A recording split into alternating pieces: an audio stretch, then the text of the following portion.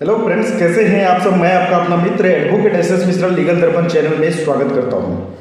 Friends, आज मैं बात करने वाला हूं कुछ ज़मीनी मुद्दों के बारे में, जैसे कि केवाला और खतियान में क्या अंतर होता है।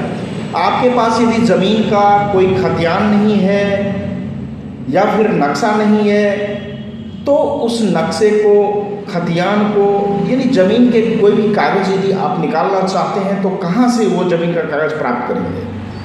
तो इन सब के बारे में जानने के लिए वीडियो को लास्ट तक देखें, और वीडियो देखने के बाद अच्छा लगता है तो चैनल को ज़्यादा से ज़्यादा सब्सक्राइब करें, वीडियो को ज़्यादा से ज़्यादा लाइक और शेयर करें। आइए फ्रेंड्स, जानते हैं।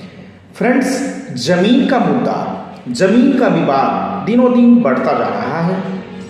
गांव में ज़्यादातर देखने को ये मुद्दे मिलते शहर में भी है, लेकिन गांव में ज़्यादातर देखने को मिलता है।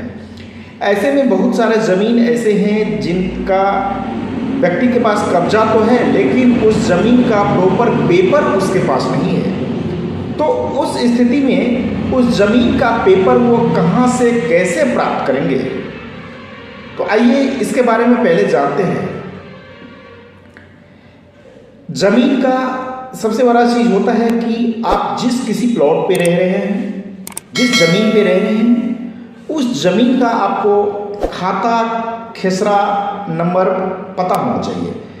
अब प्रश्न उठता है कि खाता खेसरा नंबर आप प्राप्त कैसे करेंगे। खाता खेसरा नंबर प्राप्त करने के लिए आपको क्या करना है, किसी अमीन साहब को रखना है। आपके जो लोकल अमीन साहब होंगे, उस अमीन साहब को अपॉइंट करें और उनको उस प्लॉट पे ले जाएं। उनको बोलें कि आप नक्शा में देख के ये बताइए कि इस ज़मीन का कितना रकबा है।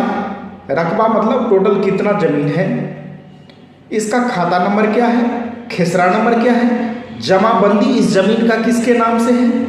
ये सारा चीज़ चौहद्दी जो है, ये सब उनसे प्राप्त कर लें। फिर उसके बाद आप जिस क्षेत्र में रह रहे हैं उस क्षेत्र के कलेक्ट्रेट में जाएं। कलेक्ट्रेट में एक लेखाकार का ऑफिस होता है, जिसमें आपको खतियान के लिए जो पर्टिकुलर खाता और खेसरा नंबर है, उसके खतियान के लिए आपको सर्टिफाइड अप्लाई करना होता है। सर्टिफाइड, जैसे कि यदि आप बिहार में अप्लाई करेंगे तो यहाँ पे उसको बोलता है कि चिरकुट फाइल करना होता है। चिरकुट फाइल करने की एक शुल्क होती है, जो फीस आप जमा करते हैं वहाँ पे। विदिन 10 डेज आपको वहाँ से खतियान की कापी मिल जाता है। अब उस खतियान के हिसाब से आप अपना ज़मीन का कागज़ आगे बढ़ा सकते हैं।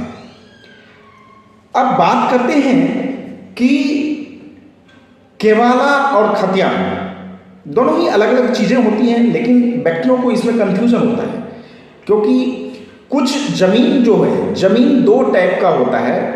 कहने का मतलब है, एक खतियानी ज़मीन होता है, दूसरा केवाला वाला ज़मीन होता है। अब खतियानी ज़मीन क्या होता है, केवाला वाला ज़मीन क्या होता है, इसको समझना बेहद ही ज़रूरी है। खतियानी ज़मीन वो ज़मीन होता है जो आपके दादा परदादा का ही है, वो दादा परदादा से चलते हुए आ रहा है, आपको दादा परदादा से मिला हुआ है, दादा परदादा के नाम पे वो ज़मीन चढ़ा हुआ है, खतियान में वो चढ़ा हुआ है, वो ज़मीन आपको मिला है, उसे हम खतियानी ज़मीन कहते हैं। अब दूसरी जो मुद्दा है केवाला। केवाला का ज़मीन क्या होता है। केवाला ज़मीन वो ज़मीन होता है जो खतियानी ज़मीन ना होकर आपने उस ज़मीन को किसी तीसरे व्यक्ति से खरीदा है, यानी कि जो ज़मीन आपको दादा परदादा से नहीं मिला है, वह ज़मीन आपने खुद खरीदा है, किसी से परचेज किया है, उसको केवाला वाला ज़मीन कहा जाता है। अब जमाबंदी पे आते हैं। जमाबंदी क्या होता है फ्रेंड्स। जमाबंदी, जब आप अंचल में जाते हैं तो अंचल में एक लेखाकार का ऑफिस होता है, जिसमें ज़मीन से संबंधित कार्य होता है। वहाँ पर कर्मचारी बैठे होते हैं। अब मान लीजिए आपका कोई खतियानी ज़मीन है, उस ज़मीन को आपके पिताजी 4 भाई हैं, चारों भाइयों में बांट लिए। चारों भाइयों के नाम से अलग अलग रसीद कटवाना चाहते हैं, तो उसको जमाबंदी नंबर अलग कराने पड़ेंगे।